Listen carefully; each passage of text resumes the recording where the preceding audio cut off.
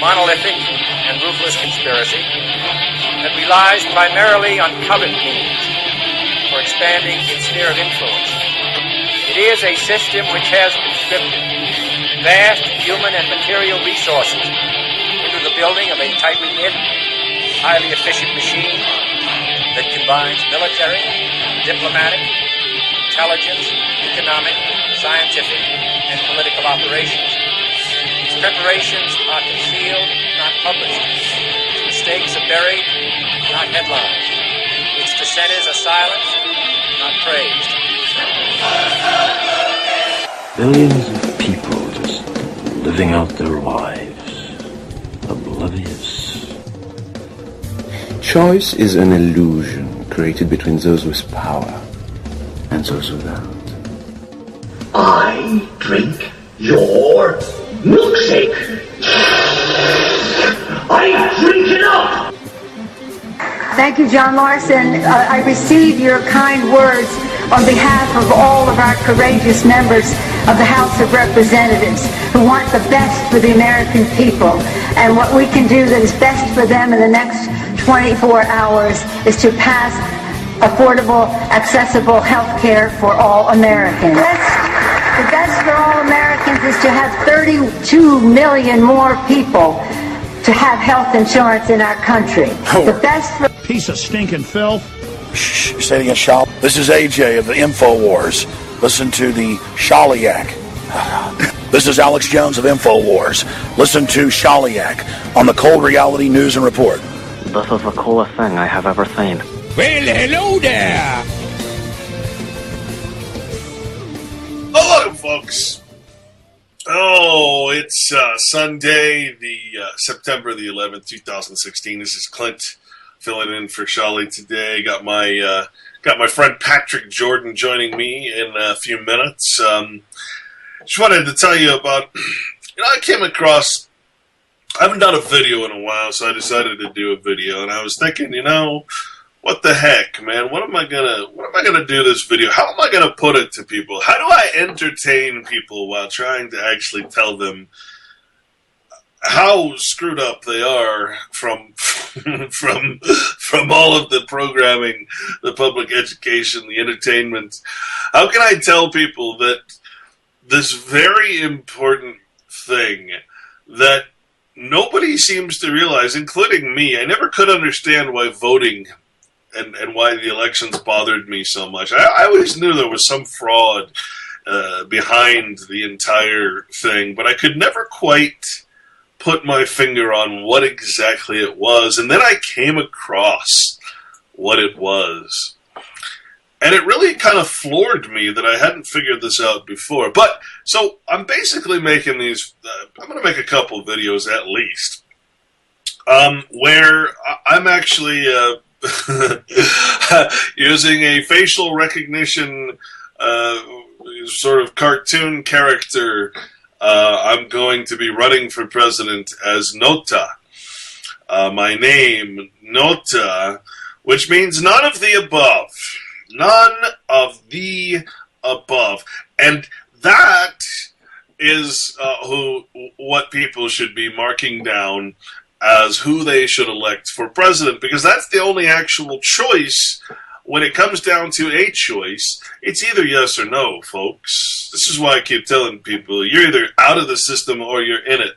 But while you're in it, you're a loser. You're a slave to that system. You're never going to ever accomplish any type of freedom while you're in that system, especially when you're voting for your rulers. When your rulers give you a choice between two of their family members, cousins of the same grandmother, when that's your choice, then you have no choice. That's causality. That's causing you to actually pick, right? So, and I've got all the evidence, which is quite clear and quite open, that the United States has an indirect election of the president, that the voting public have absolutely nothing to do with voting, or I should say electing the elect. There is no purpose for the popular vote whatsoever except except for the fact that the actual action of going out and voting does something that is really screwed up. It actually legitimizes the Electoral College, which are the electors who actually elect and vote and choose the president. What's so interesting about that is when you discover, for instance, Black's Law explains that a voter is an elector that does not elect. A voter, the Secretary of State for North Carolina, she comes right out and says it. She says, when the voters in North Carolina voted in the primary or whatever it was, they voted for this slate of electors. She's speaking to the Electoral College as they're about to cast their actual vote, their actual choice, their actual election for president. She's sitting there and she's just revealing the whole thing and not doing a very good job of it because she's trying to speak to people who actually believe, who actually, you speak to the public. You got to be careful when you're an elitist and you're speaking to them, down to them, and saying, thank you very much for being so stupid as to not understand your place in our society. The first people in a society ever to exist that doesn't understand their frickin' place, their class, their phylum, their speciality in the society, their generality, I should say. So, yeah, I mean, it's amazing when you actually think about it. Voting, and here was the conclusion, which blew my mind, but suddenly I'm like, oh my God, that makes so much sense. When I tell you this, it's not going to make sense. It's not going to be. It's not going to compute. It's kind of like the simulacra. Simulacra is a copy without an original. What the hell is a copy without an original? Right? Oh my God. Well, a map is a good example of a copy without an original. A painting. So voting, it turns out voting in our system where the electors actually do the voting and the voters actually merely legitimize the electors, it turns out that voting itself, the act of voting or the franchise of voting, which we call freedom, the freedom to vote, the franchise to vote, actually takes away.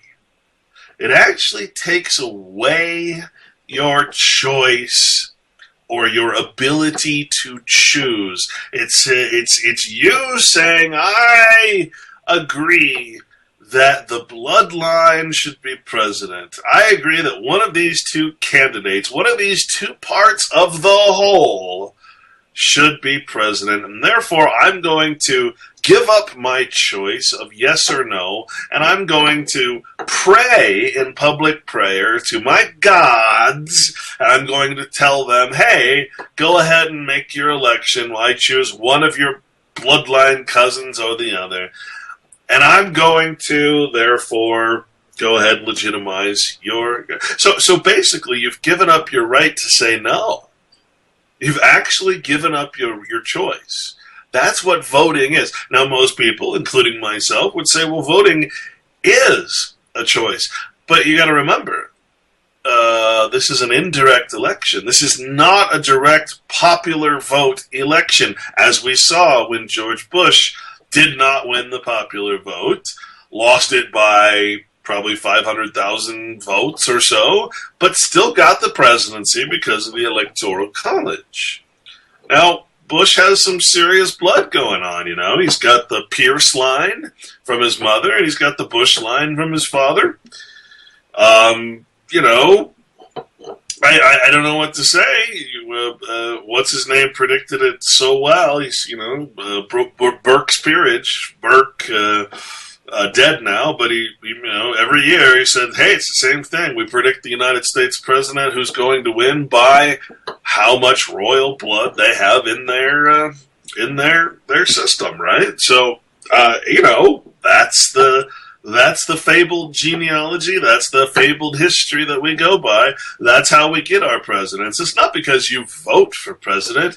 You don't elect. You only vote. And your vote only counts indirectly to justify and legitimize the actual people who do vote, which, if you look, you'll find are attorney generals and people in the high-up places that will never let this franchise actually go to be a popular vote amongst the people. Now, inversely, you can go to, say, Korea or Russia or probably Afghanistan. I think, these horribly, horrible countries. Well, guess what? Even Iran has their president, their head of state, to be a direct election of the people. But free, good old America, absolutely not. And you want to know why that really is?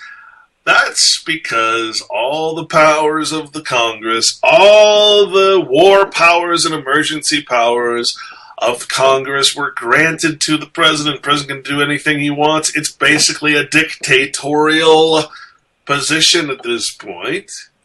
I've covered this, and I will cover that in one of my books coming up.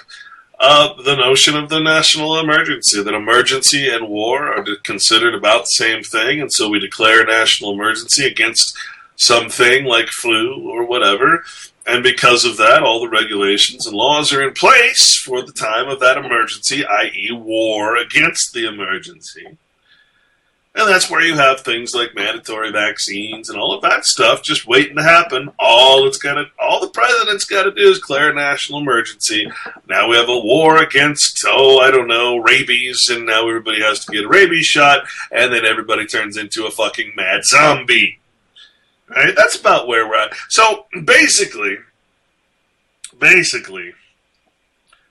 what I'm trying to tell you folks is it's one of those humbling things that we either dismiss and go ahead and do it anyway because we have cognitive dissonance, or we reel in almost a painful realization and we back away and we say, I am not going to participate in something that legitimizes a fucking war corporation that puts the same bloodline family members, direct descendants of the kings and queens of England and other countries, into the power position of the United States, which goes against, of course, every false history of the victors, all the false history, all the romanticism, Roman being the key word in romantic, right? It goes against everything, but I assure you, as a fairly respected researcher, this video will certainly convince you. And so again, you're either going to go through the motions and you're going to say, I choose to vote,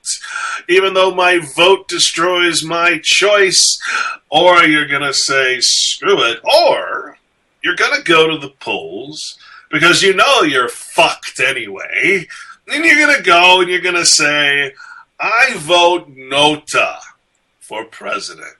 I vote none of the above. You want to send a fucking prayer, a public prayer to your lords and masters, your landholders and your politicians, and especially your electors. Vote none of the above because, why? Well, because you can't. It's not a choice. You're going to have to write it in. You're going to actually have to say, hey, fuck you. I don't want to participate in your shitty little system anymore. None of the fucking above. You can add fucking, but I'd prefer just none of the above. That way it's, we can get a vote count or a non-vote count. Anyway, that's my rant for today. Welcome to the show, Patrick Jordan from vaccinefraud.com.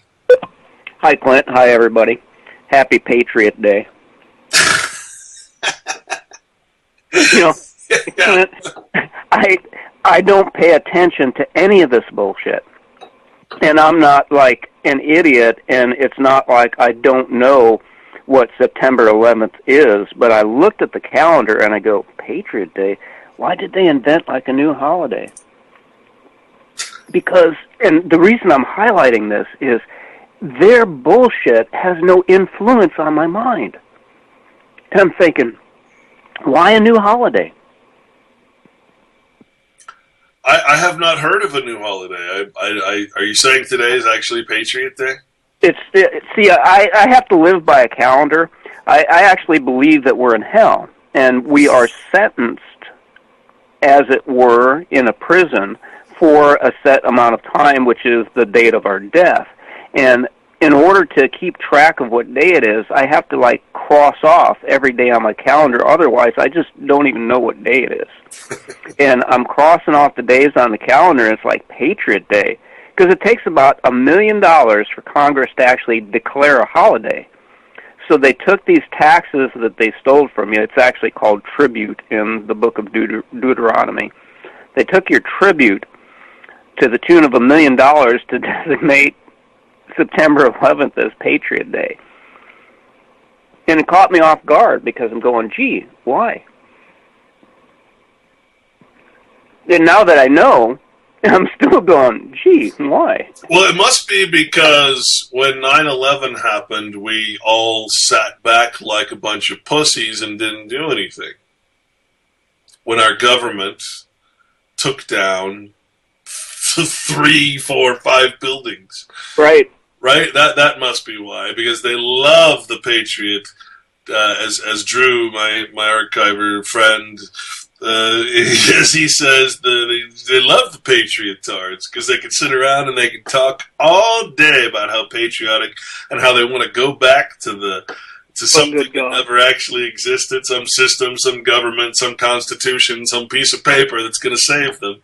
Right? That's the notion. It's so funny when you think about it.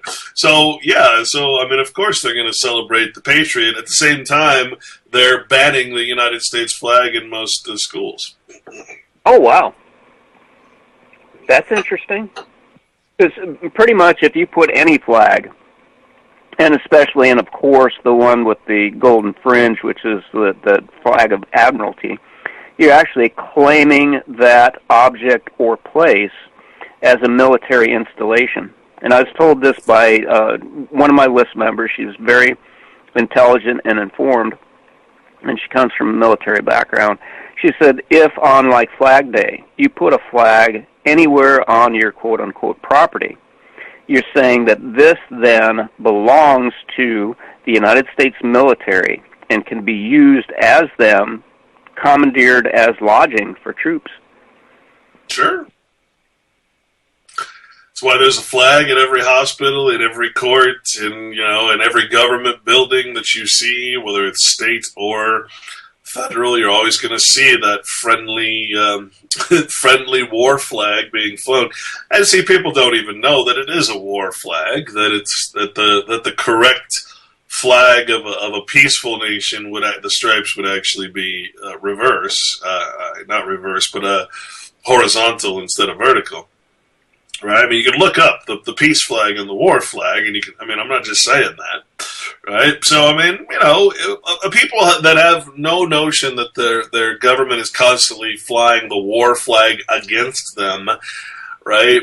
In what is, we made the distinction, or the lack of distinction, between war and peace, which is real simple. War only happens when peace becomes less profitable than war, right? So, I mean, basically war is only to clear up commercial channels so that peace can happen, so that these bastards can rule the world on your shoulders. You're propping them up, as the artwork in Philadelphia so plainly shows. You're literally.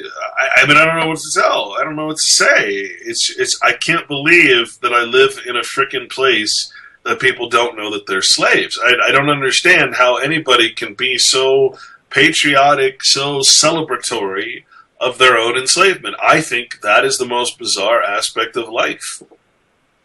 Part of it is public education, to inculcate, and that word means to abuse somebody until they adopt your view. So everybody's been inculcated into, this is the freest, most prosperous nation in the world, when it's actually the the policeman to the war machine. They actually inflict their commerce on everybody, and it's all in the language, Clint. When you hear them say, "Well, we have to be in Africa because we have an interest in that region," well, interest is a money word. It's not, well, oh, I'm interested in Africa. You know, my name is Billy Goat, and I want to give everybody vaccines so that they can buy my computers. No, interest means they've got an investment in there, and they want their money back. Well, you know, and interest also doesn't imply preservation or assistance in any charitable way.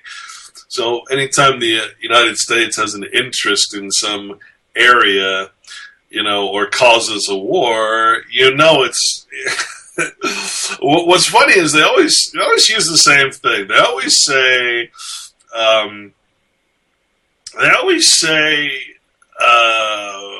we're fighting to spread democracy. Oh, I love that. We're gonna topple this nation. We're gonna topple this country and kill women and children so that they can have the right to be free. Which means that we're going to give them an identity, a social security number, put them into a franchise just like all the other people, and then they're free because free means franchise. It's just amazing to me it's kind of how we operate. It's this horrible, horrible commerce machine that we call war. But I remind people, we haven't been at war. There's been no wars. Stop calling them wars. There's only been emergencies, and there's been illegal occupations. There's been CIA-run ops, such as Vietnam, where Oliver North and soldiers and people were being left there because the military says, "Oh no, we don't have a declaration of war, active military in Vietnam or anywhere else. No. Absolute plausible denial that we have anybody there." You had Colonel Fletcher Prowley, I think it was his name, who's dead now, who did a fantastic interview on all of that. It's just, we're involved in commerce. It's not a legitimate anything, but it's specifically not a legitimate war in any of the countries we're at. All right, so stop calling it that. Start calling it what it is, which is just a sham, shameful murder to steal oil and poppies. Now, Clint. And I'm eating in your ear so you feel more like you're on RBN, and my name is Pat the Free Man. I'm trying to get breakfast in while you soliloquy. I've always taken exception to the use of your personal pronoun we, and then you inculcated me into seeing the light that I'm pretty sure it was at least bin Laden, but a lot of those Middle Easterners actually blame American citizens for the state of the world. And, if you were patriotic, you go, "What? That's outrageous." Those crazy Arabs, or, whatever label they want to put on them, they're insane, But the reason why the American citizens are being blamed is because the tribute that is taken from them under military occupation is used to build that same military to occupy every other part of the globe. Therefore, just like you use the word we, it's not the American government, which is a fiction, which has no substance. The people of America, by the taxes that are exacted from them, actually build all the grief that's being exported throughout the world. Yeah, it's the silence. The silence in America is deafening, unless it's the frickin' Kardashians, or something. Ouch, man. Let me read. Since we're talking about bin Laden. Let me read what people don't actually hear, even though they're watching it from, this was on PBS, right? Right after, well, this is what he said. He said, this is an interview with John Miller, PBS in 1998 with Osama bin Laden. He says, Mr. bin Laden, you have issued a fatwa calling on Muslims to kill Americans where they can, when they can. It is directed to at all Americans. The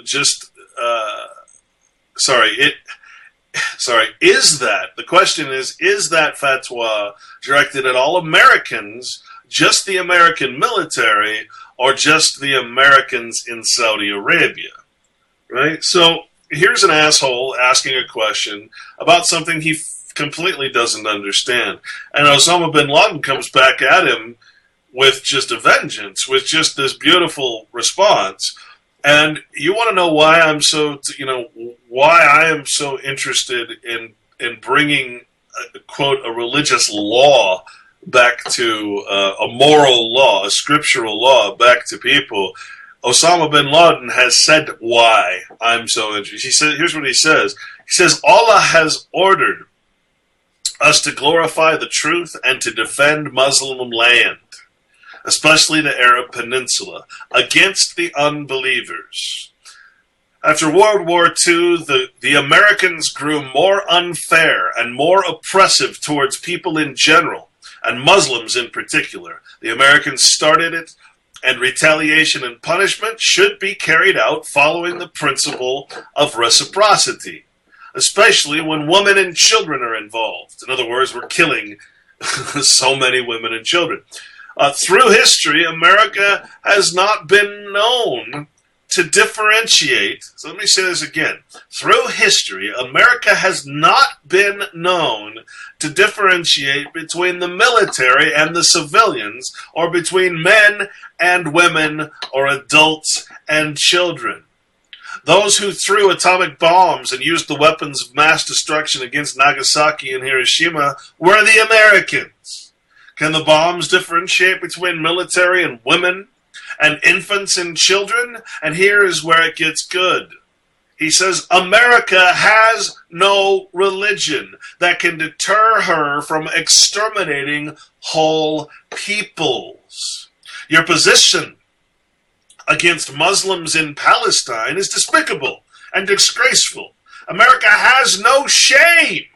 We believe that the worst thieves in the world today and the worst terrorists are the Americans. Nothing can stop you except perhaps retaliation in kind. We do not have to differentiate between military or civilian. As far as we are concerned, they are all targets. And this is what the fatwa says. The fatwa is general, and it includes all those who participate in or who help the Jewish occupiers in killing Muslims. Now, here's a guy who just called us out. You want to know why he was blamed for 9/11? Here's a guy who just called us out 3 years before 9/11, before we officially started filming the vast amounts of carnage that we cause in these countries to steal their resources. Here's a guy that calls out, and he says it exactly like it is. He says we have no religion. We have a state, a legal law, an anti-moral or amoral law that has no moral equivalent, no religious law, no moral or scriptural law that can stop us from exterminating entire civilizations. Now that, to me, was a kick in the pants. And you know what? It got met with anger, patriots, all the crap that comes from the patriot movement. Nobody actually heard what this man was saying. All they heard was that it includes all of us. He said, well, what did he say? He said, yeah, he'll kill us, our women and children. Why? Because that's what we've been doing to them without any moral compass whatsoever for way, way, way too long. Now, to me,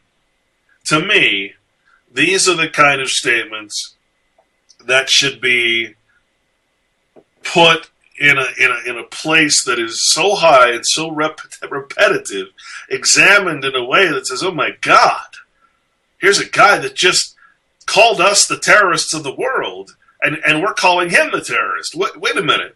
He's only a product of us, right? And, you know, if this is the general outlook on things, and essentially the whole problem is that the common people of America sit back and allow such things as the presidential elections, a complete sham, a known, internationally known, indirect election of president where the people actually believe they are electing the president like a bunch of fucking idiots. I mean, you know what's really funny, Patrick? If I'm an illegal alien and I want to get citizenship in this country, do you know that I have to answer questions about the patriotic nature of America and how wonderful she is? Well, one of those questions on the naturalization exam just happens to be who elects the President of the United States. And guess what? The answer ain't the people. The answer is very clear. The Electoral College. Okay, so a European was doing an interview at the junior college that I was at to put in to the college newspaper. And one of the questions was, did you know, because it was a damning question, because you had to answer yes or no, whether or not you knew that Thomas Jefferson was a slaveholder. Thomas Jefferson is like worshipped for one of the founding fathers that, you know, crafted our glorious Constitution, where all men are created equal. Yeah, except for your slaves. Crafted it? You mean he crapped it out? I'm glad I'm done eating. So let me go a little bit backwards and start to address some of the things that you said more recently, and then let's get right into the Electoral College thing. So wait, before you say that, I got one more thing I got to add to that, because the whole point is to let you know that yes, you have a direct election of senators and you know, congressmen, basically the House and the Senate, right? And 532 of those is why you have 532 electors, because they choose. Well, political parties actually choose the fucking electors. It's not like we choose the electors. They actually go through the political party. So, the point I'm trying to make is that since Congress, you get to elect Congress, which basically passed a bunch of laws that tied their hands, that said the president has ultimate power, the president is a tyrant, is a warlord, basically, can do anything he wants, anytime, can attack any country, da-da-da-da-da. So, what you can't vote for, what you can vote for are the very, you know, people who basically assign all their power over to the president, so that the president doesn't have to ask them any more permission. They did the same thing with the Treasury. So the Treasury doesn't need to ask permission to do things anymore. So you got this rogue, basically, executive office that is the one that's doing all of these counterintelligence, you know, CIA ops and all this shit that Osama bin Laden is talking about here in 1998. And yet, you have no freaking power to do anything to change that office. Yeah, you can vote for your quote-unquote representations, your representatives, but you cannot vote for president. And all of the power has been assigned from those representatives over to the president, which is the thing, the whole executive branch, which is just about all of government now, which is the thing. No shame, and we had covered this, I don't know, in private or on air, that it was described to me that guilt is for what you did, shame is for what you are. America has no shame. And, that's inclusive of what I call, like, the Nazi collaborators, which is the white guys, keep your powder dry, that are paying the tribute to the Zionist Yehudim that actually run this, well, I call it the PMO, Planetary Military Occupation. And all it is, the Arabs, that's just one of the 3 clans of Noah, of which they have internecine war between what are called the Jews and the Arabs. And then what? What is the other major religious division that they use as a political definer is the Christians. So you got these 3 divisions that are factionally having war with each other for primacy, for control of the planet, and everybody else is collateral damage.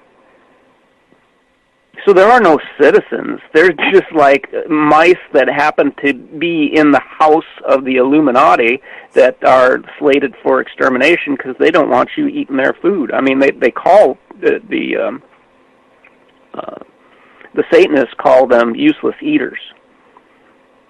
And I say them, I project outwards. I don't accept these labels.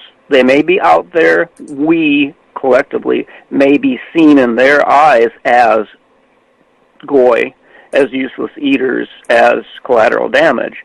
But I don't like wipe that on myself and go, oh, I'm such a useless eater goy that they're gonna damage me.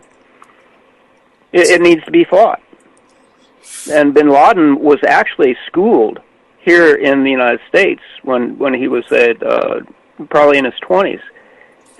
College level, university level schooling, and they interviewed him while he was here, and he said, they said, what do you think of America? Well, I really don't like it. Everybody has these great lawns in front of their houses when they could be growing food and feeding the poor. And I'm thinking, my God, that made it into the newspapers? And there's no doubt in my mind, Clint, that some patriotard would look at that and go, that damn Arab. And it's like, listen to the words. America is shameful and guilty because they have these enormous yards and they're not even growing food. They're spraying chemicals on them and mowing them and burning fossil fuels, at least once a week and in competition with their neighbors for who can have the greenest grass with the least amount of dandelions. Then there's people starving all over the world. I mean, it's insane. Yeah. Well, it reminds me of that that book that I think every freaking goyim should read, which was "Hey, you Gentile." Hey, oh, I love that one. Hey, you Gentile. All that sounds like, again, is going back to sport. Right. We follow a sort of a set of rules. Everything is based around sport, and the sport in the neighborhoods is to have a green lawn and be well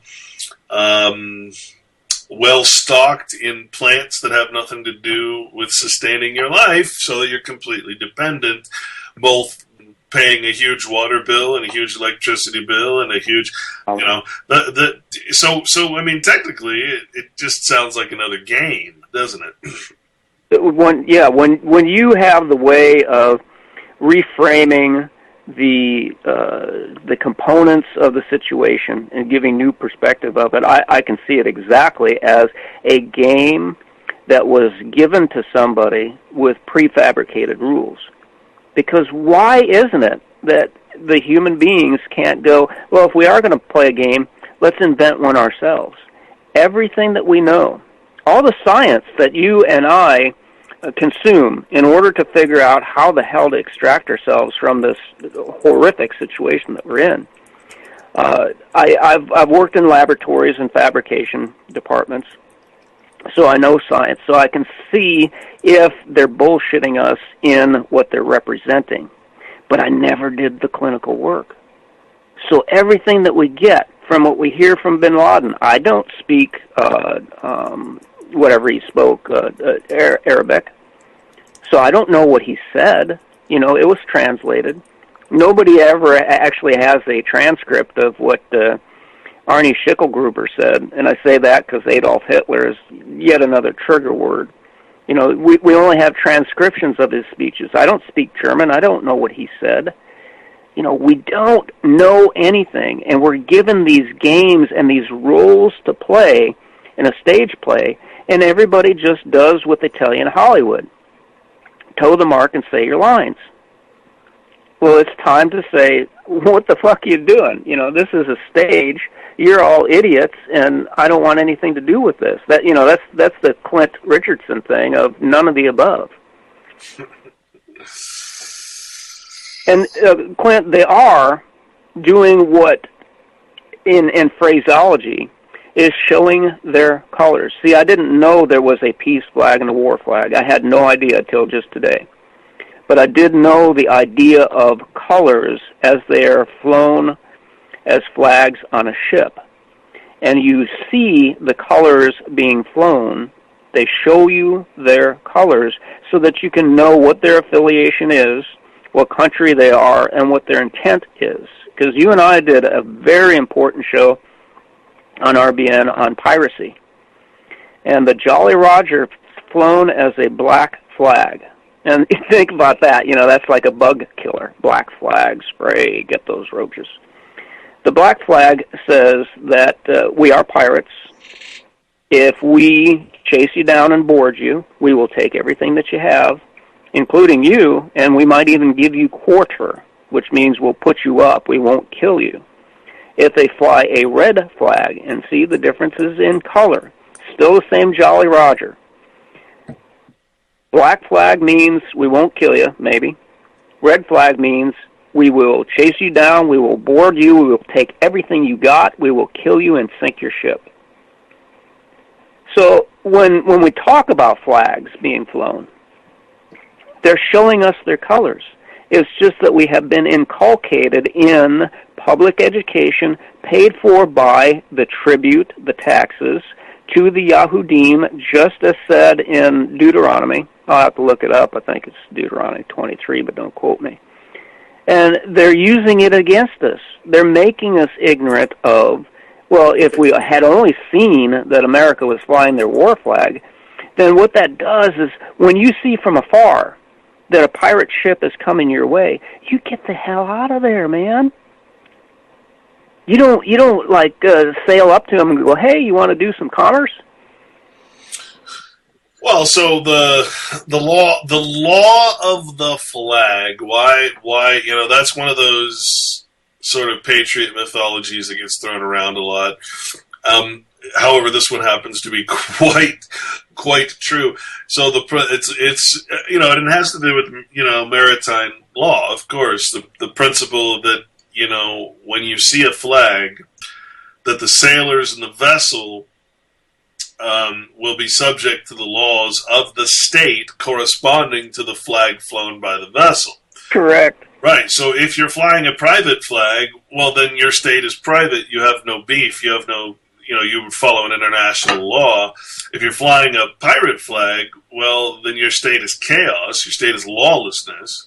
So you're going to be subject to basically, you know, organized crime in a truly, you know, almost an honorable organized crime, as opposed to the organized crime that you'd get from the United States or some other nation that's flying their flag of quote-unquote peace in commerce that really is going to rob you in a whole different way by exaction and extortion, right? So Justice Garza wrote that the law of the flag doctrine provides that a merchant ship is part of the territory of the country whose flag she flies. So I can be all the way over in Japan, but I'm still in America somehow. Oh, right. Well, gee, that means it doesn't actually fucking exist. Because I'm taking it with me. Provides that a merchant ship is part of the territory of a country whose flag she flies, and that actions aboard that ship are subject to the laws of the flag state. However, jurisdiction may be exercised concurrently by a flag state and a territorial state. The law of the flag doctrine does not mandate that anything that occurs aboard a ship must be handled by the flag state. does not completely trump a sovereign's territorial jurisdiction to prosecute and violate laws. Law of the flag doctrine is chiefly applicable to ships on the high seas where there is no territorial sovereign. I hate to tell you that, but that's the highways of the United States. And as respects ships in foreign territorial waters, it is little application. The flag state's jurisdiction is not exclusive when the ship is in a port or internal waters of another state. So, again, so you'd have, let's say you're on an American ship and you come across, you're in the middle of the ocean, you come across a pirate ship. So you have two flags, two jurisdictions. One's jurisdiction of pretty much chaos. The other is the jurisdiction of a bunch of freaking assholes that have no idea that they are the actual pirates. Right? So you're going to have clashing jurisdictions. Well, the United States, see, this is why we fail. Again, and this is what that book also says, the UCOIM, this is what the protocols say, is that we follow we have a sport as our law. We come across a pirate ship. We actually would treat that ship as if there is some diplomacy or something that we can have with that ship, because we follow a sport. We're a sporting people. We follow a certain set of rules. They're not moral laws. They're not anything that have to do with reality. No, they're sport. And so we come across, and invariably, the Jew, the lawless pirates are going to treat us like exactly what we are, a bunch of goyim who follow a law that basically will cause us to lose in the end. It's the whole purpose of the law, by the way. And they're going to board us, and they're going to take our shit, and they're going to kill us, slit our throats, and take over our property and probably sink our ship so that there's no evidence. And that's because we follow their law. They set up the maritime system. They set up all of this shit so that they could fly around and float around and be international Jews and not be part of that. But they can be the pirates they are always wanted to be and not be bound by any of these international laws because they don't play sport. And see what Bin Laden was saying in that speech that the interview that you'd read was what I was taught in martial arts: hit a hit and kick a kick. And it is reciprocal. It's reactionary. You don't go, oh, there's a pirate ship coming. I think, shoot a warning shot across their bow. Fuck. Shoot them below the waterline and get rid of the motherfuckers. Yeah, I don't know what to say. This is. I think that what's most comical about it, and what's most comical to me about the whole patriot freedom movement, is that one of the things I really now comprehend about the Bible is that it's like, hey, you want to be free? You got to separate yourself, right? That's the whole purpose of religion, is to live a law that is not part of the world as they've created it, the fake world, right? So the church, these fake freaking antichrist churches, they're like, yeah, we must bring all religions together and live under one unity, even though our religions want to kill each other and completely have nothing to do with each other. We want to be peaceful and in unity, And here's Christ in the Bible going, what the fuck? Right? He's like, no. Separate yourself. Circumcise yourself from those a-holes. Don't be part of their system. Don't be a part of their false doctrines. No. Leave the cities. Leave Babylon. Leave her. Leave that whore. That stupid cunty whore. Get out of her. Go away. Separate yourself. Don't be part of that. Right? So you tell me then, how is it that we have in America this all-inclusive concept that we should be? Well, and I'll tell you the reason. It's because we're not following any religious law, and the reason that we're going to lose It's because we don't have a religious law. We don't follow a law religiously. We follow a law that changes almost daily and a language that changes almost daily in the courts. We have no set foundation. We have nothing of a moral foundation to follow. Now I understand that. Now I understand why comments are being made in other countries. They're being forcibly taking in refugees, where they're saying, France, for instance, one of the street preachers, he said, the reason France is failing is because France lost its religion. We have nothing to fight for. Meanwhile, these Muslims, they're coming in, these Jews and Muslims, they're coming in. They have their own law because they have a religious law. They have a unity amongst them that is so much more powerful than anything the white races have anymore. The white countries, quote unquote, have anymore, because those countries have completely lost their moral law, their moral compass, why they exist in the first place. These countries they exist to express that moral law. Most of the founding fathers of this country, their quotes were very clear. We will die if we're not a Christian. Truly, that unwritten law, if we're not following that scriptural basis. And it's true. I can see it happening now. I understand it. I understand what Osama bin Laden was saying. He's saying you people are shameful. You have no religious. What did he say? You have no religion whatsoever. You're completely a shameful people. America has no religion that can deter her from exterminating whole peoples. Now people hear that and they say, "Oh, he's talking religion." No, when he says religion, he means law. He means that you have no law that can deter you from exterminating whole peoples. Make the distinction. Don't just hear the word religion. Hear the word law, the very check and balance against the legal law that actually allows us to go kill women and children. In persona, in flattering title. Well, I did it because I'm following orders. I'm a soldier. God, don't you understand? I'm a soldier. Don't you understand? I did this because I was following orders. Well, son, you didn't follow the highest law. Do no harm. You didn't follow. You didn't do anything. It's just. You see, that's the problem. That's the problem, is that we don't realize that the Bible, as part of the common law, is the unwritten or unenforceable law. We have to voluntarily do it. It's not something that is written. It is not something that is enforceable. It's not something we get a license for.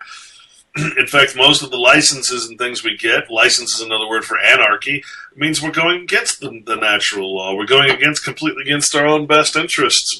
We do that on a constant daily basis in everything we do. And that's what we don't realize. We're always looking for government. We're always looking to elect a new president. We're always looking to a piece of paper, a constitution, to save us, when the whole time Osama said it best. He said, no, you have no fucking religion that can deter you from exterminating whole peoples. I bet he did say fucking in Arabic.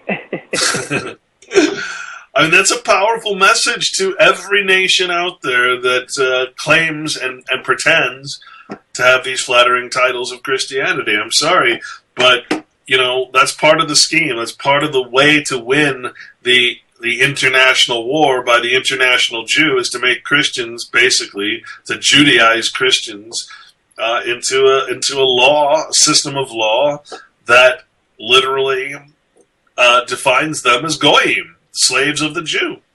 I'm sorry, that's the way it is. That's where we're at. That's what Christianity, in its modern legal sense, these corporations, artificial persons, which the Bible says never put your faith in. I don't know what to say, man. He got it right. He got it freaking right. He called us out, and he was absolutely right. His words were proven. America has no religion that can deter her from exterminating whole peoples. We believe that the worst thieves in the world today and the worst terrorists are the Americans. Nothing can stop you from, except perhaps retaliation in kind. I have to agree with that statement. How can you not agree with that statement? What's going to stop us unless someone comes in here and kicks the shit out of us? What is going to stop us? Well, you said it. See, what has been disturbing me lately is local junior colleges advertising careers in law enforcement. And see, that word, law enforcement, really just, at my very core, it upsets me. What gives anybody the right, what gives anybody the thought in their head that they can take it upon themselves to inflict anything on another human being? And you can make a career out of enforcing law. And whose fucking law? We're back to that game board again. It's a game board that was given to you from the outside. It has nothing to do with what came from the inside, which is what you just got done saying, if I'm not misinterpreting, Clint, that the enforcement of law has to be from the individual. Yes. Well, the enforcement of self-law, self-government. You know, we know that the word government means, literally, in the Latin, mind control, gubernare mentis, right? So we're talking about self-control. We're talking about governing the mind, being compos mentis, being actually learned and empathetic. Now, I will say this, Patrick.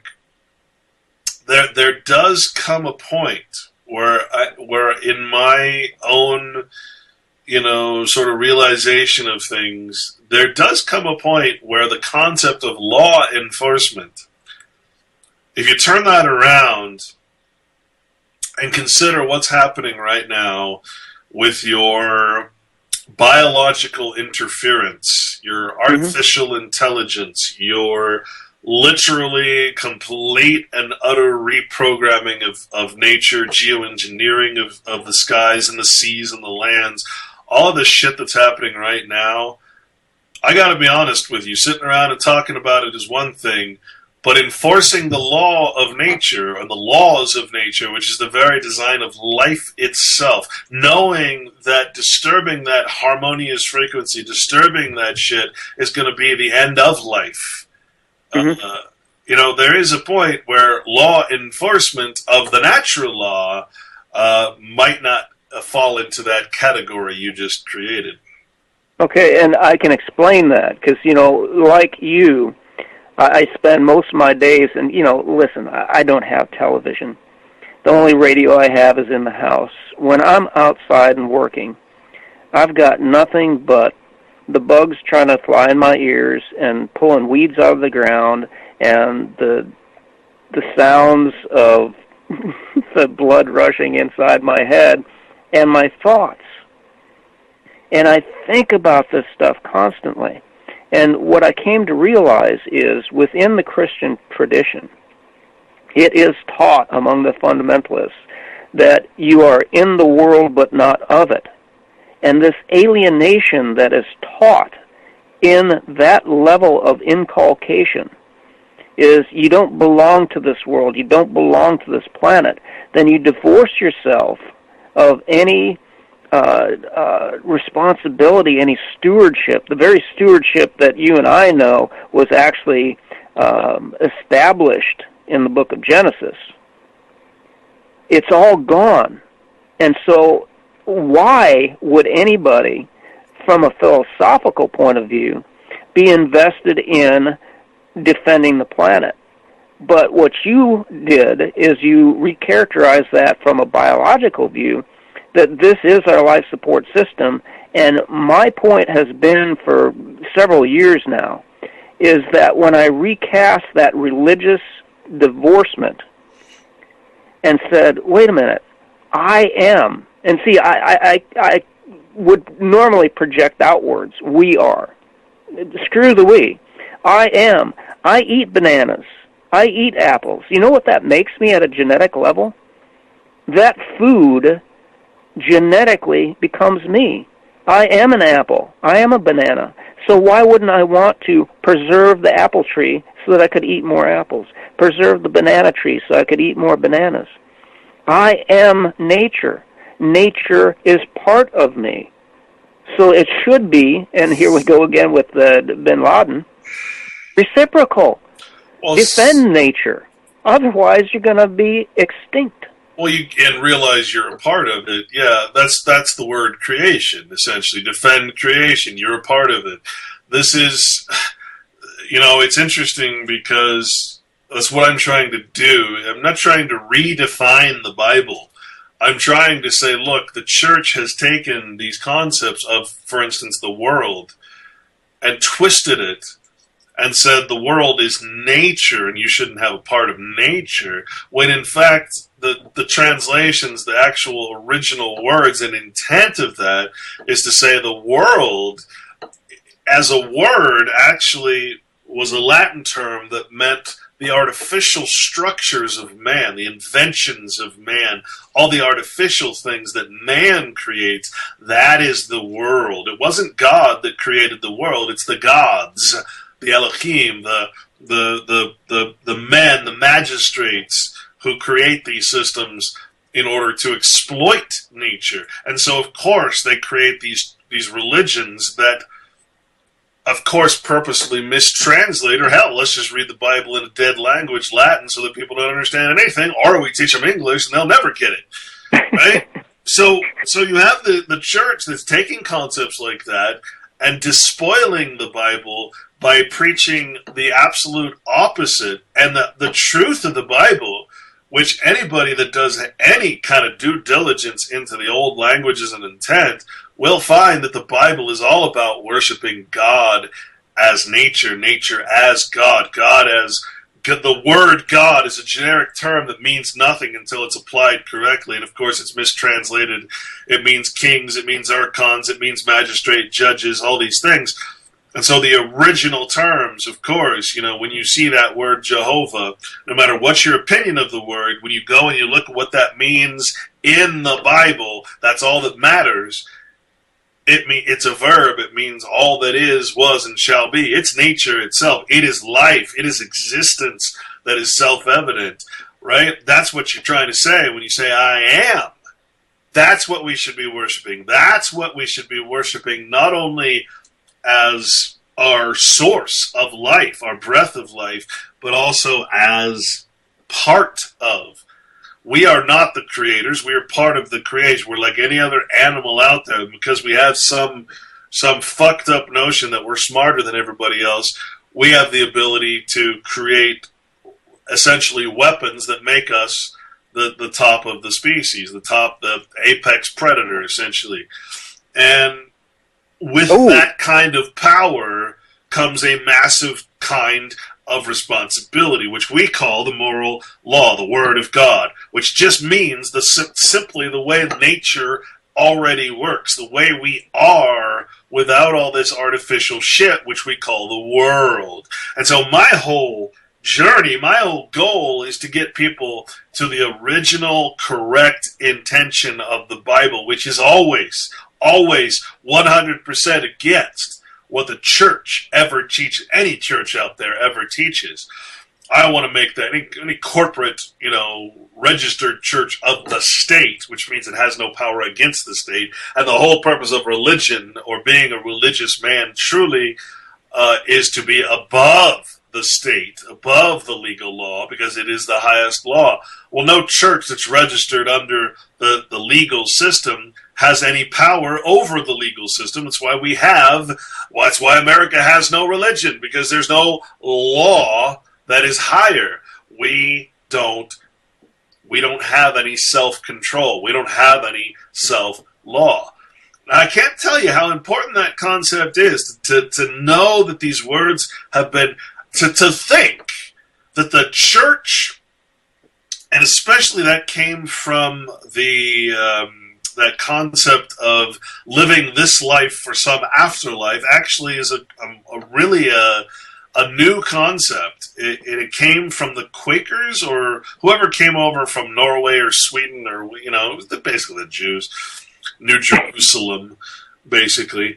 The Dutch is who it was, and that came with them. That was the idea, that we should live in this life, totally take a shit on everything in nature, because we're going to to go to heaven in the next life. Bible's not about any kind of afterlife. The word afterlife's not in the Bible. There is no shit like that in the Bible. But the church teaches that. The church wants you to follow the legal law. And so it teaches that you should live this life because the next life. No. There is no next life. If there is a next life, we know nothing about it, what it is, whatever. That Bible is written as the law of nature in this existence and nothing else. If you are reading the Bible hoping to get some fucking key to some hotel room in heaven after you die, then you are a selfish son of a bitch that needs a slap in the face like what I'm trying to live. There's nothing in the Bible that has anything to do with what the church teaches. And that is what pisses me off the most about people who say, oh, Clint turned into a religious I'm like, no, I didn't turn into anything. I found a source of knowledge that is greater than anything I've ever fucking come across, and I'm trying to tell you about it, but because I'm using words that you don't like, that you've been trained to hate, even though you should love them, and the Bible, of course, talks about that we will hate what we should love. I mean, it's all right there. It's all right fucking there. And here I am, going in and saying, oh, yeah, here's the mistranslation. Oh, I see, they're doing it on purpose. Oh, because of that, I'm a religious freak. You people are fucked up. Fucked in the head to think that about me. The one person out here who's calling out every fucking religion as a fraud. And you're going to say I'm religious. Fuck you. I forgot to give you your warning, Clint. It's 10:06 a.m. Central Time, and that's about the time that you start, like, soapboxing, so take your blood pressure medication. Hey, Patrick, piss off, huh? Okay. So, when I read things by Arthur Christian of Love for Life, he had one phrase in his material that said, you know, the Buddhists, which, by the way, Buddhism was around for, like, I can't remember numbers. Let's just say, like, 1,800 years before the Yahushua, the Jesus with a J that never existed. 1,800 years before Jesus was the Buddha. Then you got your Buddha, and you had your Mithras, and you had your, all these religions. All the religions. It doesn't matter. Judaism, Islam. It doesn't matter what religions, because Islam is, like, I think 700 A.D. It's really new. It's a fairly new religion on the market. And Arthur Christian said, they've had thousands of years to get it right, and nobody. He blamed everybody. He no respecter of persons. Nobody got it right. And I let that rattle around in my head for a long time, and then I decided, I really don't like any religion. I think I'll invent my own. And so I did, and I created the Church of the Mechanic. And what I'd like to do, Clint, is give the canon, which is ecclesiastical law, of the Church of the Mechanic, and just see how it fits to what we're talking about. And then we might actually get to my points of the Electoral College, just to, make some symmetry to this talk. The canon of the Church of the Mechanic goes like this. Things must work. To understand that, I'm a farm boy, and my God, if you got a tractor, powerful piece of machinery, tons of metal, complicated, just gears and levers and knobs and things that go, clunk. But if it doesn't work, it's just like thousands of pounds of fucking rust. If they don't work, you must fix them. So let's say you've got this wonderful machine, a tractor that can move the soil and grow food through hard labor, through thoughtful hard labor. If it doesn't work, then fix it. But you know what that requires? Out here on the farm, there's two kinds of farmers. Those that contract repairs, because a lot of times the machinery is too big and complicated for even them to understand. Or you can learn it yourself. And this, Clint, This is what distinguishes you and me from every other person out there. We did the due diligence. We did the hard work. We put in the sleepless hours and the tears and the sweat and the blood to get to where we're at. Learn how to fix what's broken. Well, and you said it first. You said there, and I'll repeat it over and over. Someone asked me about abortion, what I thought about abortion, and the laws around abortion, and my response was a Patrick Jordan maxim. It was that you cannot fix a spiritual problem with political solutions. Simple as that. There is no fixing. When the problem is a biological, natural problem, well, then political, artificial, structured things are not going to fucking help. And that's basically, become my entire philosophy on life. I'm not going to sit here and pretend that electing a fucking organized criminal casino owner who's been bankrupt 15 times over, this psychopathic, killer who probably has brain damage. I don't think that is what's going to solve our problems. Replacing the next criminal in the line and succession of criminals. No, that's a political solution to what is obviously, even according to Osama bin Laden, a fucking moral equation, a moral problem, a biological problem that's happening. So let's reel in a little bit here. Let's realize that democracy is basically the last step towards tyranny, and let's remember the design of what we're supposed to be, the design of what this country is supposed to be. All the warnings that all the judges and founding fathers and everybody else gave us was that if we lose our unwritten law, the written law will destroy us. It's that simple. If we lose our self-control, then those who seek to control us will conquer us. Conquer means purchase, and that's what's already happened. Obviously, money is not going to fix our problem because money is what caused it in the first place. Money is what we pursue. We need to start pursuing, obviously, something else than that. There is no political solution. There is no governmental solution. There is no... Because remember, solution means end of contract. That's all it ever means. So that's the only solution.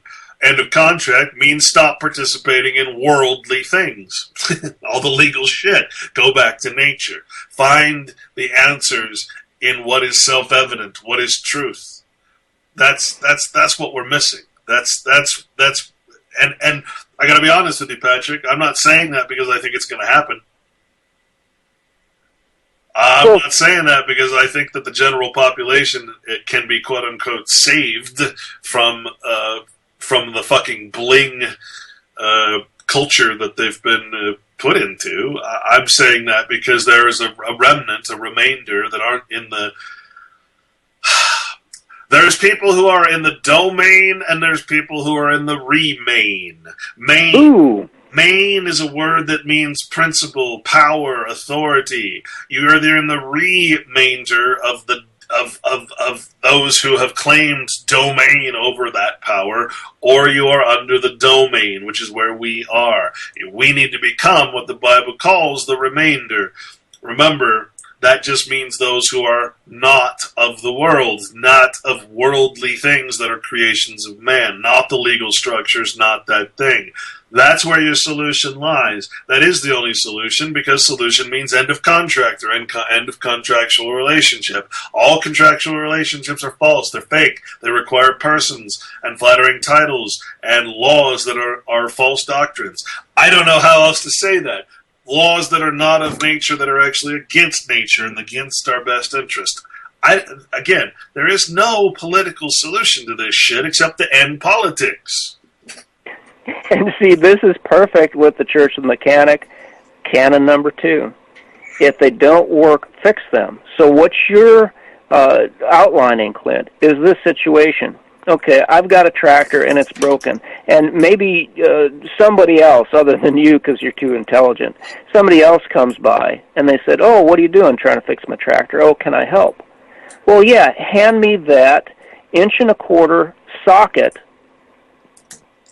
on a ratchet with a breaker bar, and they hand me a hammer, and that's what you're saying. You can't fix a spiritual problem with a political solution or political answer. And what you said also is, and what's the choice? One criminal for another, and that's like then me being stupid enough, once I've sorted out that I needed a proper socket and a breaker bar to get the part loose in order to replace it, then I take out a broken, rusty starter, and I get a spare of a broken, rusty starter, and I put it back into the same damn tractor. And I live your frustration, Clint, because it's like, how can you be so fucking stupid that for the past 200-plus years, they've been running the same goddamn football play, and nobody's been saying, hey, they're running the same goddamn football play and winning. Well, yeah. Now, correct me if I'm wrong here, but in the language of the organized gangs and criminals, to put the fix on someone would be to kill them, right? So, I mean, if the fix is the death of all persons, which is a legal status, the death of all flattering titles, then we should be fixing all these politicians, not destroying their lives, but killing their titles, killing their ability to claim authority over us. That is the fix. The fix should be in, but it's not. And when you think about it, Patrick, your second maxim there, canon, plays right into the word. The concept of fix. Right. When we say fix, think about something that's fixed, and the only thing you can really come to is to say, well, it's no longer a temporary, it's stable, it's permanent, it's established, it's something that's not going to go away. And that's the difference between what is in nature, what is reality, and what is fiction, what is a creation or invention of man. And this is what the Bible says, nature is permanent. Okay, man is immortal not because he's going to live for 900 years or because he's going to, be supernatural and surpass. No. It's because you're passing on the same blood to generation after generation. That's why it's so important to respect the blood, but not necessarily respect the fabled genealogy that they use to become king. All right, so that is immortality, the very life force that is man and other animals. That is the concept of immortality. Now, what happens when we're made into legal persons? Well, that's a fiction. So that is a temporary. We need to fix that. And what that means is to go back into what is the permanence of nature, the law, the source, the foundation of what it is that we are. So when we say the fix, when you want to fix something, well, I'm sorry to tell you this, folks, but again, you want to fix politics, there is no political fix. Politics is temporary. Politics, governments are temporary. They're always going to be temporary. So no matter what you do politically, you cannot solve this problem. This problem is a spiritual problem. You need a spiritual solution. Simple as that. So let's find out what that solution might be. The third canon of the Church of the Mechanic is, if it can't be fixed, then recycle it. Now, see, I was on RBN from 2008 to 2011. And when I first started in that arena, I started to get excited about the Constitution and restore the Republic. And I did the unforgivable, Clint. I actually read the fucking Constitution. And within the day that I read it, I'm going like, my God, you got to be kidding me. This is total shit. Right. And the whole idea behind the premise of RBN was to restore the Republic. Concurrently with reading the Constitution, I was getting into the Protocols of Zion, which say that they being the elders of Zion, they write the constitutions and they set up representative republics so they can put in their shills to run everything. And when you have those two concepts, that the Constitution, and I understand when you say, well, Constitution is a very useful document for them. For us, it's a total piece of shit. So you couple the total piece of shit with the fact that the elders of Zion wrote it and created a representative republic for the express purpose of control, and I'm going, my God, I can't even stand to hear the words, restore the Republic. That's like the most egregious thing on the planet. How fucking stupid can you be? Have you ever read these documents? Well, and again, I always try to tell people, look, okay, whatever you think about that word republic, you really should look it up, right? But, the concept of the republic is the concept of each state. Each state is a republic. The United States is not a quote-unquote republic unless you consider that all the 50 states are individually republics, and when Congress is assembled as the United States, then I guess you could call it a republic because that means 50 republics all in one. We're not part of that, you assholes. We're not of the territory, the land. We're of the nationality, the district, the corporation that has nothing to do with a fucking republic. Republic is for men, okay? The nation is for persons. The nation is for false identities. This is why you are a foreigner. United States is a foreign entity from all of the states, the republics, the peoples, the real people, the private people. You're not part of that. You don't restore the republic. The republics are doing just fine. They're full of a bunch of assholes that own the land that you tread on. It's like one big fucking monopoly board that you have a person, a little car or a little shoe that you go around and land on all these different people's land and pay them rent. Even your own supposed property. You're paying rent to these fucking people in the republics through their corporation called the United States. You can't be that stupid to think that the United States as a frickin' municipal corporation is a republic. And I'm laughing because, at our level, Clint, you only have to hear the argument once and you go, oh my God, I get it. But there are people that can't hear it. I mean, literally, they go into this like hysterical blindness and deafness. They are not able to hear what we're elucidating, and I think extremely clearly. I mean, once you arrive at our level of cognition, and this is the quote that you like from The Matrix, we have a rule. We don't extract people after a certain age because they can't handle it. And you can't put them back. Once you exit the Matrix, you can't go back. You can't go, let's restore the Republic. You can't. And the whole idea behind the recycling is this. What would it take to recycle a tractor? Well, it's a piece of shit with a bad starter and broken bolts, and it won't work. You can't make it work. There's nothing you can do to make it work. You can't fix it.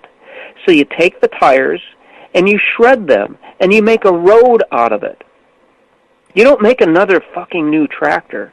You melt the metal down and then you reforge it into something completely fucking different. Then, to end it all, the last canon of the Church of the Mechanic is, if it can't be recycled, destroy it utterly. And Clint, I mean, it just fits into everything that we've gone over so far. It's like you can't restore the republic. If you can't recycle it, get rid of it. Don't even have it like a thought in your head. Oh, we were argued with by some idiot on RBN. Well, we need to go back to like the Articles of Confederation. And it's like, no, still fucking broke, you asshole. I keep telling you, I was like, look, the Republic is right there. It's doing just fine. It's exacting and extorting everything it can from you. It's fine. There's nothing to restore. You want to restore something, restore yourself. Restore your self-respect. Restore the problem, not the... There's no problem going on except you. And the problem is that you have a religion. It's called patriotism. You see, it's the same problem that Christians have. The so-called Christians who use a flattering title that means absolutely fucking nothing, especially in the eyes of God. And Christ must be pretty pissed about it too. So you got this religious belief in shit that has nothing to do with the actual facts, nothing to do with the actual law, the actual written law. It can all be completely disproven. Skinner did a wonderful job in his Constitution of No Authority, right? I mean, there's so many outlets to go to, including the Constitution itself, to actually read it and see what it actually says. Is amazing, like you said. But people talk about it; they don't read it. Or if they do read it, they're not reading it to actually learn what it says. They're reading it like people read the Bible to confirm what the church told them. Oh yeah, I'm going to take that literally, and so it's religion. This is why I'm against religion. I want you to get knowledge. Knowledge means looking at the Constitution, looking at the republics, which is a fiction, as what it actually is. Not what you want it to be, not what you don't want it to be. Look at it for what it freaking is. Right? So, religion is killing us. At this point, I have to emphasize something that I sent out to my email list that is best seen visually, because you can see things in your mind's eye, but to actually see it, along with my explanation of it, is so helpful. And this is where people will fail. I'm saying that categorically. People will fail because they don't get our collective difference, me and you, and similarity. And this is it. There is a famous picture that if you look at it one way, it looks like a pretty woman with a bonnet. If you let your eyes drift, and some people can't, literally, they can either see one or the other. If you let your eyes drift, then you see an old hag with a big nose and a snaggle tooth and a wart. But in all actuality, the picture is just made up of a composition of light and dark and lines. And just like in the Matrix, there is no spoon. There is no beautiful woman. There is no ugly hag. There is only light and dark and lines, and your mind makes up what it sees. So when you read the Bible, you see it's what's called positive and negative space in art. So like a cameo, a silhouette, the white would indicate, oh, that's a woman's bust, the head and shoulders. But the black would indicate what? The outline. But it is the black that contrasts the white and vice versa that gives you the overall picture, and your mind fills in the blank. So when I read the Bible, I see nothing but darkness and death. It doesn't mean that it is unipolar. They both exist at the same time, because what you are saying is it's just light and dark and lines.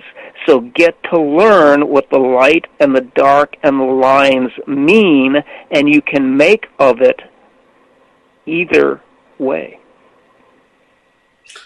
Well, and to be even more clear, you must see it both. You must see both representations to get the full fathomable conscious information out of that. You cannot just read it as good and say, oh, okay, you must also read it as evil. In other words, you must have the perspective of evil and the perspective of good both at the same time in order to actually get the neutral, which, would be more like the path that Christ took, which is, hey, I'm not going to do either of these things. I'm going to stick to nature. Thank you very much. Right? I'm just going to see it as what it is, which is a bunch of freaking squiggly lines. I'm going to look up the Deuteronomy quote because it's bothering me. I've got to get it. Ooh, oops, wrong book. Okay, so let me read the stuff that I discovered on archives.gov, Federal Register, Electoral College facts, frequently asked questions, and we actually covered this on one of your RBN shows. I'm going to read this short paragraph. How did the, quote, elector and, quote, electoral college come into usage? This is the government. This is .gov. This is them telling you exactly the way it is. So I'm not making it up. You can go there, email me, I'll send you the link. The term, quote, electoral college does not appear in the Constitution, period. Article 2 of the Constitution and the 12th Amendment refer to, quote, electors, but not to the Electoral College. In the Federalist Papers, we go again, going back to the copies with no originals. Number 68, Alexander Hamilton refers to the process of selecting the executive and refers to, quote, the people of each state who shall choose a number of persons as electors. Choose. But he does not use the term electoral college. No. The founders appropriated the concept of electors, this is awesome, man, from the Holy Roman Empire, 962 to 1806 AD. An elector was one of the number of princes of the various German states within the Holy Roman Empire who had a right to participate in the election of the German king, who was generally crowned as emperor. The term, quote, college, from the Latin collegium, refers to a body of persons that act as a unit, as in the College of Cardinals who advise the Pope and vote in papal elections. Now, I want to remind people, this is archives.gov telling you the history and bringing you back all the way to the Holy Roman Empire and the fucking Pope. In the early 1800s, the term, quote, electoral college came into general usage as the unofficial designation for the group of citizens selected to cast votes for president and vice president. It was first written into federal law in 1845, and today the term appears in 3 U.S.C. Section 4 in the section heading and in the text as College of Electors. And dude, I've got to tell you, there is a difference, because you and I are wordsmiths. There's a difference between electoral college and College of Electors. Yeah, it's true. It just means assembly. It's all college means. It's not like a freaking university or something, It's just an assembly of men. What I find fascinating, Patrick, is, again, it's right there. We overlook words, we don't think about words. But here's what the Constitution actually says. Article 2, Section 1, Clause 2. Each state, remember, state is a people, each state shall appoint in such a manner a number of electors. Did you hear that? Each state shall appoint. Wait. What happened to vote? Yeah. Well, what happened to vote? What happened to elect? Wait. Right. Appoint? right? And then the Congress may determine the time of choosing the electors. So, in other words, what that actually means is that the representatives, the senators and representatives, actually, quote unquote, choose. So, what you do is you submit your name to the political party, and the political party actually chooses who the electors are, because that's what the senators and congressmen have representatives have done. That's how they've set up the system to create the quote unquote college of electors. So the whole thing is a freaking it's a rub. It's a scam. I'm amazed. I really am. Because the whole presidential election has about as much, the popular vote, in other words, has about as much relativity, as much legitimacy as the fucking Kardashian show. It's nonsense. It's I can't believe that people have been duped into participating, spending billions and billions of dollars in advertising all that could be feeding people and solving all these problems, right? And it's spent on the popular election. And the whole purpose of the popular election is to never reveal that the people don't elect. How fucked up is that? I got a flash just now. It's like going, okay, we've got this broken tractor, several tons of steel, just like putting like divots in the sod, going nowhere and doing nothing for anybody. And a bunch of fucking redheaded engineers are standing around, we'll design a better starter. And they like spend, the Holy Roman Empire, 892 A.D. You got to be kidding me. The Roman Reichs, which Arnie Schickel-Gruber often referred to.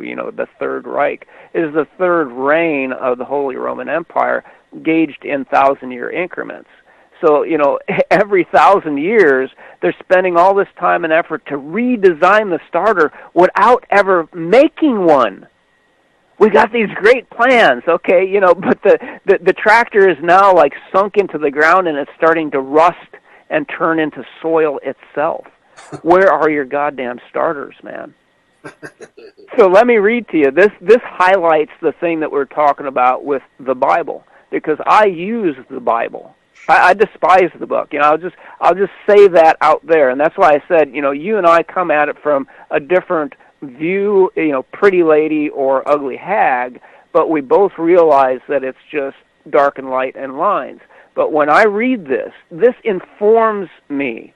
This actually shapes my life and how I interact with the world. This is Deuteronomy 20, 10 through 15. When thou comest nigh unto a city to fight against it, then proclaim peace unto it.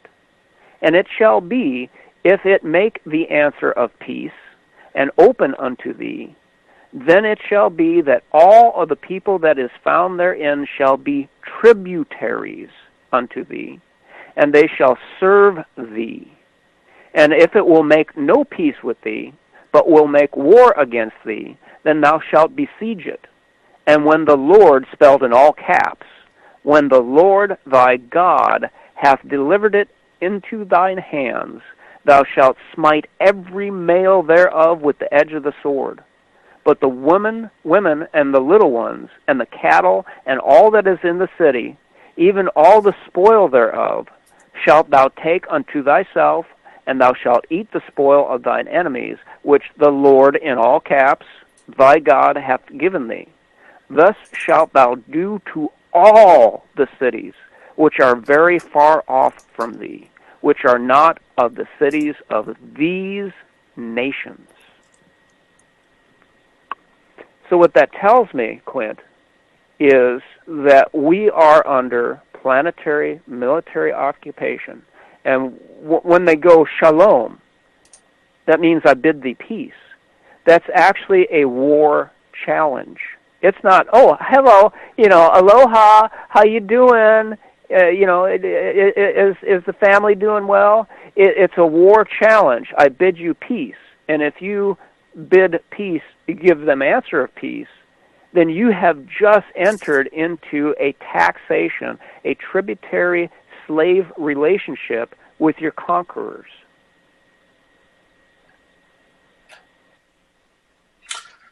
And you define what peace is.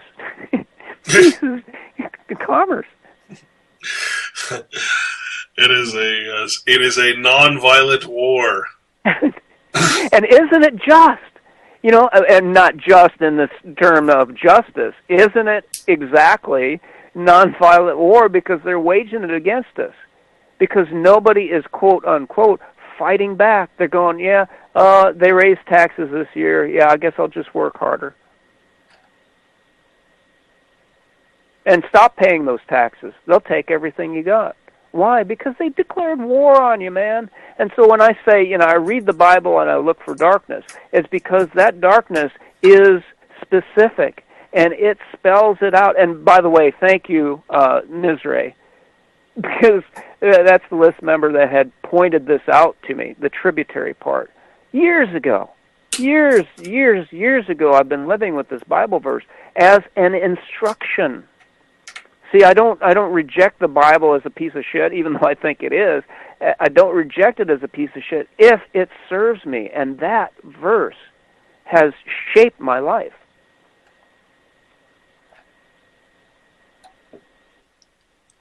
What was the Deuteronomy? What? 20 verses 10 through 15. I always like to see what the word God, how the word God is. Yeah. I was going to bring that up at some point in our discussion because Lord was capitalized in this version, and I jump between the Douay and the King James. Just sometimes I like the way that the Catholics have rendered things. It just seems like they're not hiding from people because the Douay Rhymes version was made for the clergy because, when I was coming up, if you were a Catholic, you didn't read the Bible. That was left to the priests. And so I've always found the Douay Rhymes to be have just a little subtle tweak that you go, oh my God, now I get it. Yeah, and see, I've always been confused. I remember when I had Tammy Pepperman on the show, and she's basically really was who got me on this line of understanding that all these words are used purposefully and correctly. She said, and her opinion was anytime you see the word Lord God, i.e., you're mixing terms, in other words. Mm-hmm.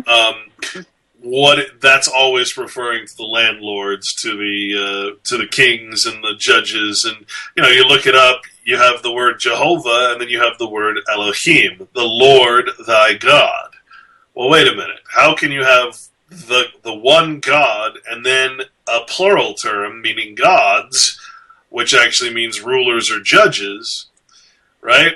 And so that term, again, I always like to say, look, when you see anything other than Jehovah, it's talking about men. Mm-hmm. Right? So you cannot, and I keep trying to get this across to people. There's only one thing to blame, and that's you. You are the problem, nothing else. So never blame God, never blame the devil, never blame anything but you, and realize that whatever it is that you're looking for is there for you to find. Whether that's going back to nature or to God, or that's going back to the fiction and personhood. So again, you look at that. The word Elohim is the plural of gods, and it comes from the word Eloah, which is God or false god, right? Deity, that kind of thing. So see, the thing I've found is there's no way that you can actually mix the two. So because you're talking about something that is the source of all life when he's talking about God. It has no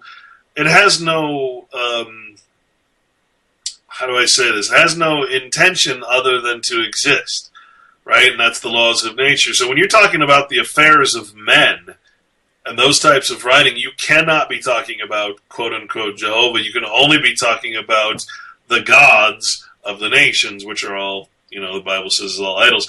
So I would only defend your position or offend your position by saying anytime you see men acting poorly against each other or quote-unquote God transcribed as having some plan against his own creation, i.e., then there's something wrong. It's a purposeful mistranslation, or it's a way of causing you to blame anyone but yourself as part of nature. Is basically, it's a difficult concept, but man, once you get it, once you see it, then you can never ever mistake the notion that how the word God is being mistranslated by the king, who, by the way, was God.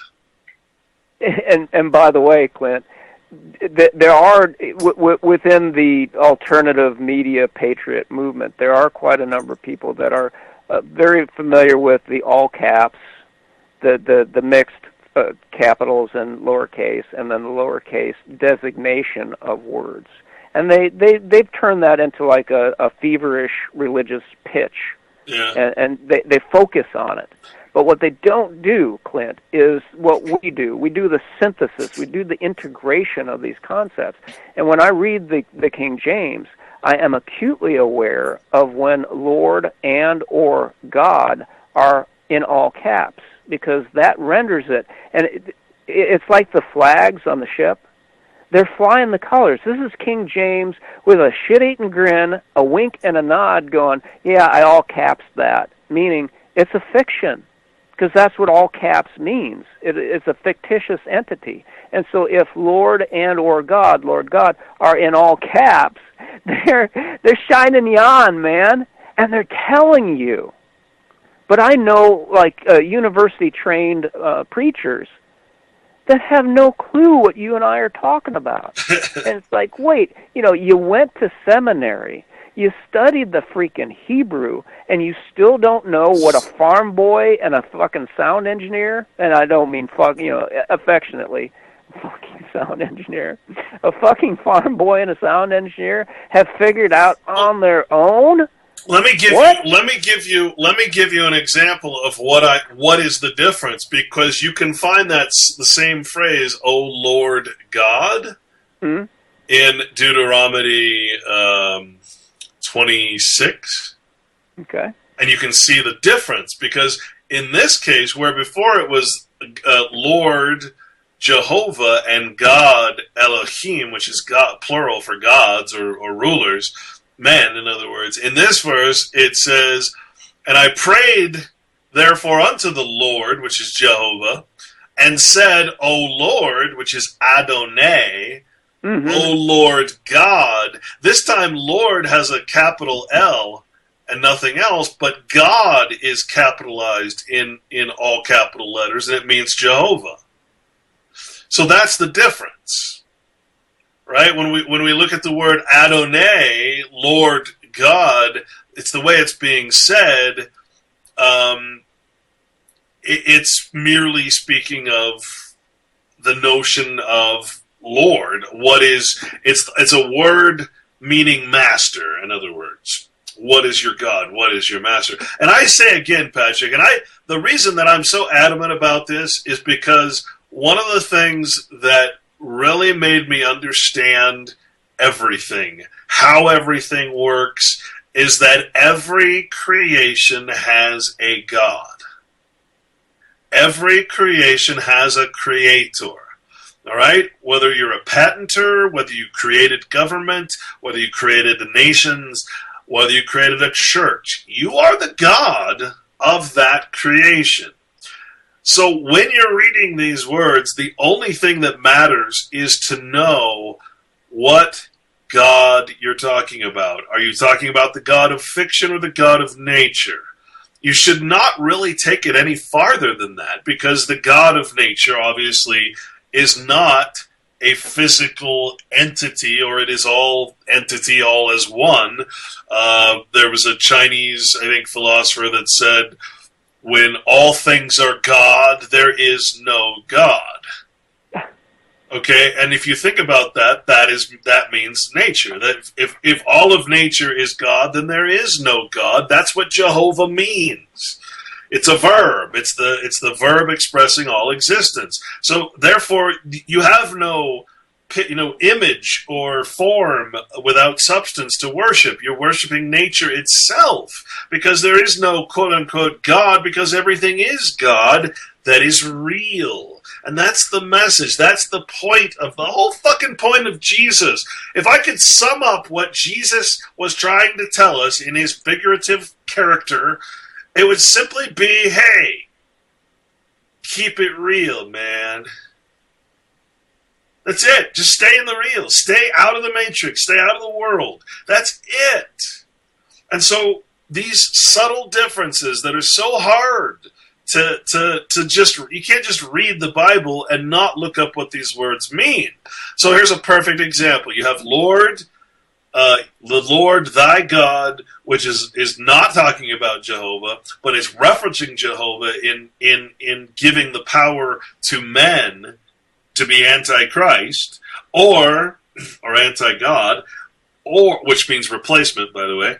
Or you have the notion of Lord God, which is specifically means Lord Jehovah. It doesn't say Jehovah and then something else. You see the difference? Subtle. I think I get you. It would be better if you wrote it out so we could see the actual case of the letters. Yeah. Yeah. The point is that eventually you know, like you said, you're only seeing the dark because that's all you're looking for, because that's what you've been trained to do. I see both, and therefore I can get the complete aspect of it, and I can always know when it's talking about the verb or the noun, the name, the empty name of God, or the actual substance that is all of creation, all of nature. Now, I'm not speaking these as religious terms. Again, these are law terms, right? The laws of nature. That it's not religion. So all the crap that is about men being gods, like the Pope and like the Queen and King, that is religion. That is the legal aspect of the church and the state. And you cannot, when you do your due diligence, like we talk about, you cannot possibly mistake one for the other in the Bible.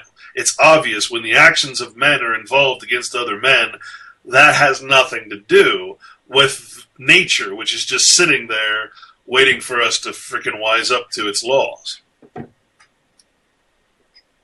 So it's so hard. It's so hard to speak about this neutrally, you know, because everybody wants to take sides.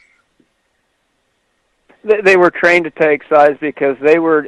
This is the beauty of this system, Clint, is they were given a word like God, which in the Kabbalah there's 72 names derived from see, God is not a root, it's one of the 72. The God has 72 spin-offs, and it means different things within the Kabbalah. And what does it mean to the person that uses it? My God, sorry to say that. It can mean anything, because the user, the perceiver, can then apply whatever they want to it, and it's encouraged, because then it becomes stealth, then it becomes mysterious, then it becomes secret. And Kabbalah means from lips to ear, which was a secret oral tradition. So this secret mystery can be anything that the receiver wants it to be, and that's good because those that hold the secret don't want you to fucking know, because that name, they were called the power words. If you had the names of God, you had control. Yeah, that's my point, is that if you have, every time you see the word God in the Bible, if you go to the concordances and see what that word actually means, then you have the secret, you have the cipher, you have the code right in front of you, and almost every time you look, it ain't Jehovah, it ain't nature, the God of nature, it's the God of man. It's a man acting as God. That's why I say I think you're looking at it the same kind of way, the many names of or versions of God, but only one word was used in the King James translation, which is the word God. So you can't know the mystery unless you decipher the word God every time you see it. Now, that alone, it's kind of like reading the Constitution, right? You have to know what every word means. Why is this word capitalized and this word not capitalized? Because it's a cap and an M, and it changes the meaning. It changes the fucking meaning of the word. So look it up. Make sure you know the meaning of the word, why it's capitalized. When they capitalized something, they capitalized it to make a freaking business out of it. And so here's the problem, Clint. Presumption within a legal framework is dangerous, because you are the one that defined, and I didn't know it until you brought it out, the difference between reality and truth. Truth in the court is what is agreed upon by consensus, where everybody will say, even if it was a lie, as long as we agree that that lie is truth, that remains truth and can never again be rebutted within that case. So presumption that you even know what the word God means is smiled upon by the Kabbalists. They love it. Make your own religion. We don't care because we know what it means and you don't. And that goes back to, what's his name, Colonel, whatever his name was, who when he wrote his book on Masonry, the one point he was trying to make, the greatest secret of all that he was uncovering, is that the Masons have no secrets. There are no secrets. You see, that's the beauty of getting this spiritual sort of knowledge, the unwritten knowledge, is that there's no such thing as a secret. A secret can only exist as a creation of man. There's no secrets in nature. There's no secrets under God. And what is hidden from us, as far as, like, one of the maxims of law that I find so interesting, is that we can never know source. We can never know the source of life. We can never, no matter what scientists pretend they know, they can never know what created life. It's not going to happen. You're not supposed to know that. You don't call that a secret. You call that a law of nature. Now, the difference between a law of nature and a secret is that a secret is something that man creates to hide the law of nature. Right? So secrets don't actually exist. But secrets are the very foundation and structure of governments and churches, because you take knowledge, you twist it into a form that can't be understood or comprehended, and therefore you have a secret, because only you have the cipher, only you have the definition. There's no secret. That's profound, man. Secrets are created to hide, not explain it. Take your notes. Sonny, I am. We're at the end of the show, Patrick. Thank you for joining me again. Patrick, all your books can be found at vaccinefraud.com, along with lots of other stuff that you have provided and collected over the years. Look for Nota for president.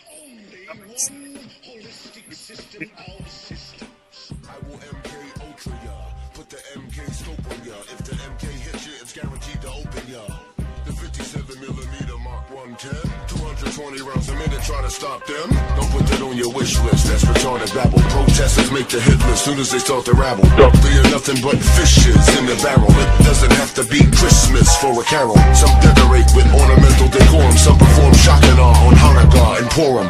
That's where my job come in. I am a blessing to the mercenary. For the corporation selling weapons to them. Any step into them. I'm authorized to knock them out and stick a GPS into them. They wanna sell uranium to our